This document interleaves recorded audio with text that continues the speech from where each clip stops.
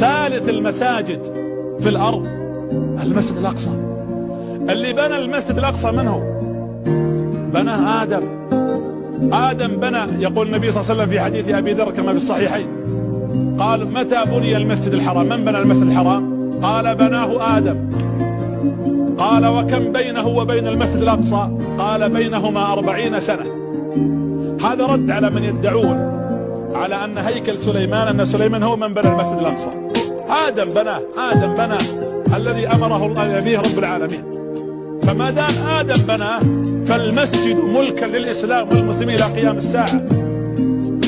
اللي مو فاهمين بعض الناس، من المسؤول عن المسجد الأقصى الآن؟ كل نبي يأتي هو المسؤول. يعني لو كنا في عهد نوح من يكون مسؤول عن المسجد؟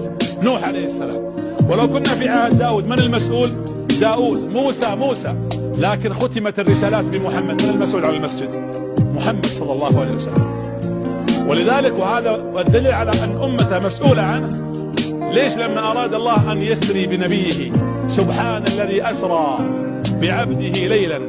الله مو قادر يسري بالنبي من مكة إلى السماء مباشرة ولا لا؟ طيب ليش راح بين المسجد الأقصى؟ علشان يقول له ولأمته هذا المسجد لا يغيب عن عيونكم ولا تنسون المسجد. On voit bien qu'on n'intervient pas pour les droits de l'homme, mais qu'on intervient pour piller les pays.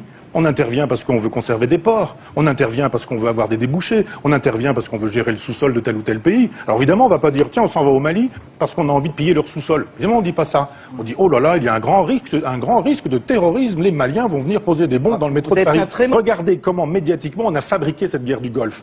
Comment, parce qu'on avait décidé qu'on allait casser la figure des musulmans en Irak, on a décidé qu'il y avait des armes de destruction massive. Et alors? Il n'y en avait pas. Et alors? Il n'y en avait pas. Et alors? Eh ben, elle a eu lieu cette guerre. Oui, la propagande a toujours fait partie des guerres. L'image a toujours été à la base des guerres. Mais non, mais découvrir. Simplement, il faut arrêter de croire qu'on s'en va défendre les droits de l'homme, qu'on s'en va défendre la liberté. Parce que quand on s'en va... Si, il faut parler de ça. Non, on ne vous parlez pas de ça. Non, mais c'est moi qui vous en parle. Oui, mais ça, vous en parlez à l'envers. Vous en parlez mal. Je parle mal depuis le début, mais acceptez que je réponde quand même à cette question, parce que vous avez dit la seule chose intelligente qu'on ait pu entendre sur ce sujet-là, à savoir, il faut penser en termes de géostratégie, de sous-sol, de géographie, de néocolonialisme. Ça continue.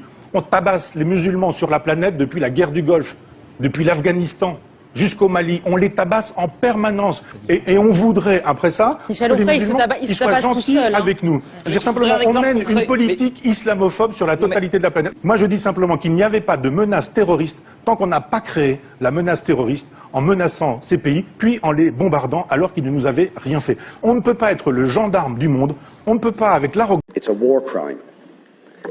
The Israeli government have brazenly, publicly and openly declared their intention to commit a war crime and have commenced that war crime against the people of Gaza, saying that they intend to starve of food, electricity, water 2.2 million people. That is a war crime under the 4th Geneva Convention. They are raining down thousands of the most sophisticated missiles known to humanity onto the most densely populated area in the world, carrying the certainty that almost every missile will incur civilian casualties, will and are destroying the infrastructure, the water infrastructure, the energy, making Gaza uninhabitable. And using, in very credible reports, as they did in the past, chemical weapons, white phosphorus, being used by Israel. And you try to suggest there is some symmetry, some equivalence between the actions of Hamas and what Israel has been doing to the Palestinians for decades. Will you admit that the terrible loss of life and escalation of violence that we have seen in the last few days is simply a continuation of the crimes against humanity, the war crimes of the state of Israel against the people of Palestine? And it's not me saying this. You have, or you should have read, the reports of Amnesty International, which we asked you to read and act on Human Rights Watch, on the UN Special Rapporteur to Palestine, on the UN Human Rights Council, on the issue of Palestine? Do you know that the Israeli state will not even allow the UN rapporteur on Palestine into the occupied territories, or the UN Human Rights Council in, because they know that they will bear witness to the ongoing ethnic cleansing, the ongoing illegal annexation of territory, the ongoing arbitrary detention of Palestinians without trial, the impunity when they assassinate a journalist like Shireen Abu Akleh. No justice, no sanctions. What do we actually get? The head of the most powerful state in the world, while Israel is threatening to commit war crimes against Israel, says we're going to give them more weapons and arms. We support them absolutely.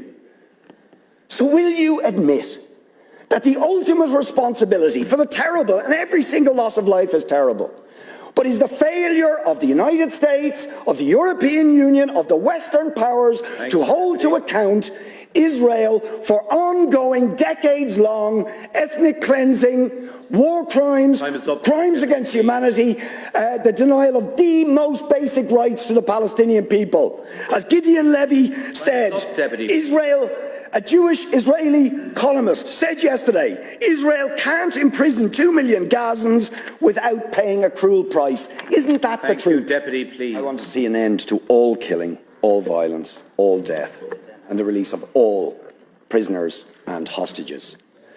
But you see, the problem here is that I do not believe that an apartheid regime has the right to exist anywhere.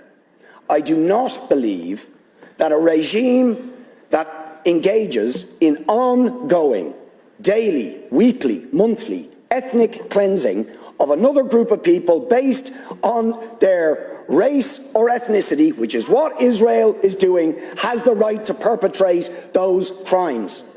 These are crimes against humanity.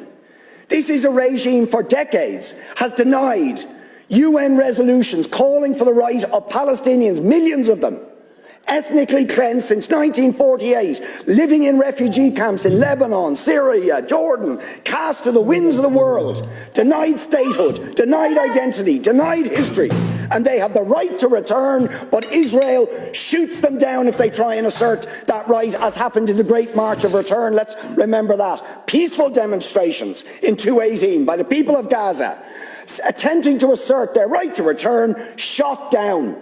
The UN at the time called for investigations on that episode for war crimes and crimes against humanity.